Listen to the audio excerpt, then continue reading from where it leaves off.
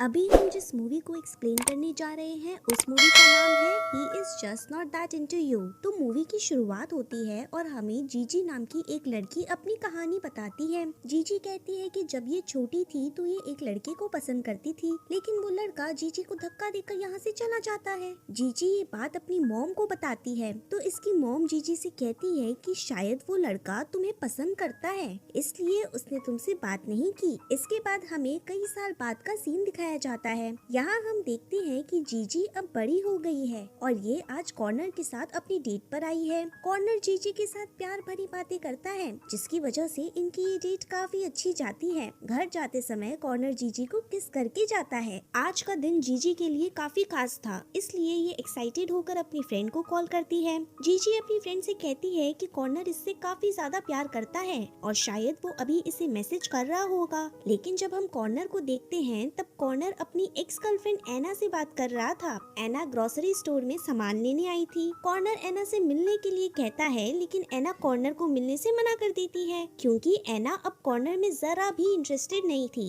Grocery store में एना के आगे बेन था। बेन एना से कहता है कि तुम अपनी बिलिंग करवा लो क्योंकि मैं अभी कुछ लेने की सोच रहा हूँ। एना जब काउंटर पर बिलिंग करवाती है तब कैशियर इसे बताती है कि एना ने एक गिफ्ट जीता है क्योंकि ये इस स्टोर की एक कस्टमर है। ये गिफ्ट पकड़कर एना काफी खुश होती है और ये एक्साइटेड होकर पीछे खड़े बेन को गले लगा लेती है। बेन और एना स्टोर के बाहर आकर बात करते हैं। बात करते करते ये दोनों एक दूसरे में इंटरेस्टेड होने लगते हैं। बेन एना को अपना नंबर देने वाला था, लेकिन तभी इसे याद आता है कि इसकी तो वाइफ है। बेन एना को अपना नंबर नहीं देता और ये इसे बाय बोलकर यहाँ से चला जाता है। इसके बाद हम बेन के एक फ्रेंड नील को देखते हैं। नील अपनी गर्लफ्रेंड बेथ के साथ काफी टाइम से रह रहा था, इसलिए बेथ नील को अपने साथ शादी करने के लिए कहती है, लेकिन नील अभी शादी करने से मना करता है। इसके बाद हम जीजी को देखते हैं। जीजी को कॉर्नर के साथ डेट पर गए पूरे 11 दिन हो गए थे, लेकिन कॉर्नर ने इसे आज तक कॉल भी नहीं किया। जीजी कॉर्नर को काफी कॉल करती है, बट कॉर्नर कॉल पिक नहीं करता। जीजी कॉर्नर से मिलने एक बार में आती है। जीजी यहाँ कॉर्नर के एक फ्रेंड एलेक्स से मिलती है। जीजी एलेक्स से कॉर्नर के बारे में पूछती है। एलेक्स कहता है कि आज तो कॉर्नर यहाँ पर नहीं आया। जीजी एलेक्स को सारी चीजें बताती है कि कैसे इसे कॉर्नर के साथ डेट पर गए पूरे 11 दिन से भी ज्यादा हो गए, लेकिन आज तक कॉर्नर ने इसे एक बार भी कॉल तक नहीं किया। एलेक्स कहता है कि अगर कॉर्नर तुमसे सच में प्यार करता तो वो तुम्हें कॉल जरूर करता, लेकिन उसने तुम्हें एक बार भी कॉल नहीं किया, यानी कि वो तुम में जरा भी इंटरेस्टेड नहीं है। जीजी को भी एलेक्स की बात सच्ची लगती है और ये यहाँ से चली जाती है। इसके बाद हम एना को देखते हैं। एना अपनी फ्रेंड से कहती है कि कल ये एक आदमी से मिली थी जो कि इसे काफी अच्छा लगा। एना की फ्रेंड एना से कहती है कि तब तो तुम्हें उससे बात करनी चाहिए। अपने फ्रेंड की बात मानकर एना बेन को कॉल करती है। एना बेन से मिलने के लिए कहती है, लेकिन बेन इससे मिलने से मना कर देता है। इसके बाद हम बेथ को देखते हैं। बेथ जब घर आती है तब ये नील से कहती है कि हम दोनों इतने सालों से रिलेशनशिप में हैं, उसके बाद भी तुम मुझे शादी के लिए प्रपोज नहीं कर रहे। दरअसल बेथ को लग रहा था कि नील इसे छोड़कर चला जाएगा, इसलिए ये नील से शादी करना चाहती थी। बेथ कहती है कि अगर तुम मुझसे शादी नहीं करना चाहते तो मैं भी इस रिलेशनशिप के सहारे नहीं रह सकती।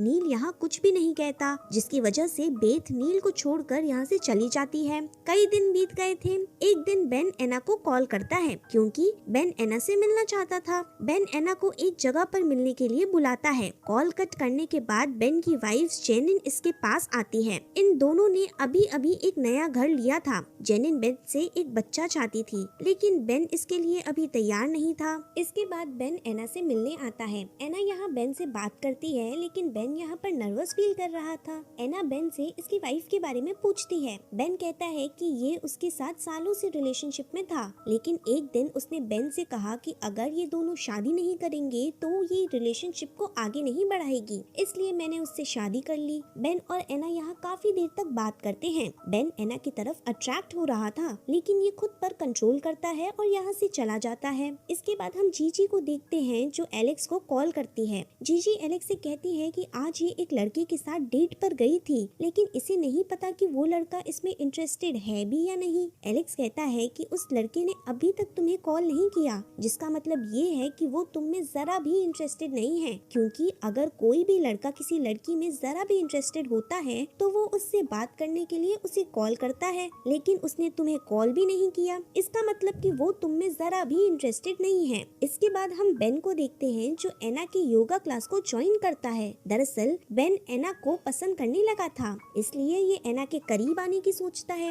एना बेन से कहती है कि हम दोनों एक दूसरे के फ्रेंड बन सकते हैं। बेन को भी ये आइडिया अच्छा लगता है। एना और बेन यहाँ पर बात करते हैं। बात करते करते एना बेन के सामने अपने कपड़े निकालकर ये स्विमिंग करने लगती है। एना को देख बेन काफी हंसता है। इसके बाद हम जीजी को देखते हैं जो आज फिर से एक लड़के के साथ डेट पर आई थी। ये लड़का जीजी के साथ खपागप करना चाहता था, लेकिन जीजी इसे कहती है कि अभी नहीं, जब ये दूसरी बार मिलेंगे तब ये इसके साथ खपागप करेगी। ये लड़का कहता है कि ये कुछ दिनों के लिए यहाँ से बाहर जाने वाला है। ये सुनकर जीजी वॉशरूम का बहाना बनाकर एलेक्स से बात करने आती है। एलेक्स एक लड़की की बजाने जा रहा था, लेकिन ये फिर भी जीजी से बात करता है। जीजी एलेक्स को सारी चीजें बताती है। इस पर एलेक्स कहता है कि वो लड़का तुम में जरा भी इंटरेस्टेड नहीं है, क्योंकि वो सिर्फ तुम्हारे साथ खपागप करना चाहता है, इसलिए तुम जितना जल्दी हो सके वहाँ से निकल जाओ। इसके बाद एलेक्स जीजी से मिलने आता है। एलेक्स यहाँ जीजी को काफी समझाता है और कहता है कि किसी को प्यार हर बार नहीं होता। इंसान के अंदर बदलाव तब आता है जब वो किसी से सच्चा प्यार करता है। एलेक्स की बातों से जीजी काफी खुश होती है। इसके बाद हम बेन को एना के साथ में देखते हैं। बेन यहाँ एना के साथ खपागप करता है। बेन कहता है कि मैं हमेशा ही तुम्हारे बारे में सोचता हूँ। एना को लग रहा था कि बेन अब इससे प्यार करता है और ये इसके लिए अपनी वाइफ को छोड़ देगा।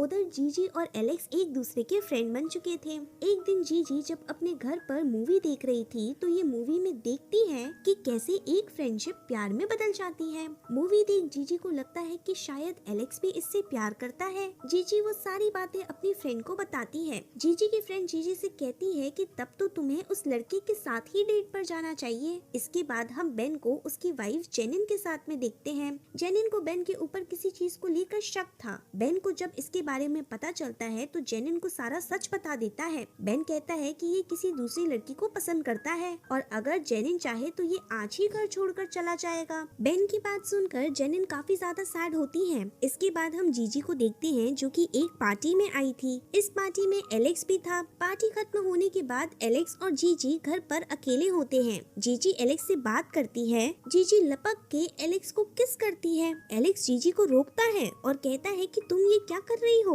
मैं तुमसे प्यार नहीं करता। एलेक्स की बात से जीजी सैड होकर रोने लगती है और यहाँ से चली जाती है। हम देखते हैं कि बेन एना को अपने ऑफिस में लेकर आता है। एना भी बेन को पसंद कर रही थी, इसलिए ये एक्साइटेड होकर बेन को किस करती है। बेन भी खुद पर कंट्रोल नहीं कर पाता और ये एना के साथ खपागप करने लगता है। खपागप करते समय कोई बेन के ऑफिस में आता है, जिसकी वजह से बेन जल्दी जल्दी एना को क्लोजेट में छुपा देता है। ऑफिस में बेन की वाइफ जेनिन आती है। जेनिन बेन के साथ ही रहना चाहती थी। जेनिन अपनी और बेन की शादीशुदा लाइफ को बचाने के लिए ये बेन के साथ खपागप करती है। बेन अब ना चाहकर भी जेनिन के साथ खपागप कर लेता है। जेनिन जब ऑफिस से जाती है तब एना बेन पर काफी गुस्सा होती है। एना बेन को माँ बहन की गालियाँ देकर यहाँ से चली जाती है। इसके बाद हम एलेक्स को देखते हैं जिसका आज काम में जरा भी मन नहीं लग रहा था। एलेक्स जीजी के ही बारे में सोच रहा था। एलेक्स जीजी को कॉल करता है बट जीजी इसके कॉल को पिक नहीं करती। दरअसल एलेक्स को जीजी से प्यार हो गया था, इसलिए ये उससे बार बार कॉल करता है। बेन से झगड़ने के बाद एना यहाँ अकेली थी।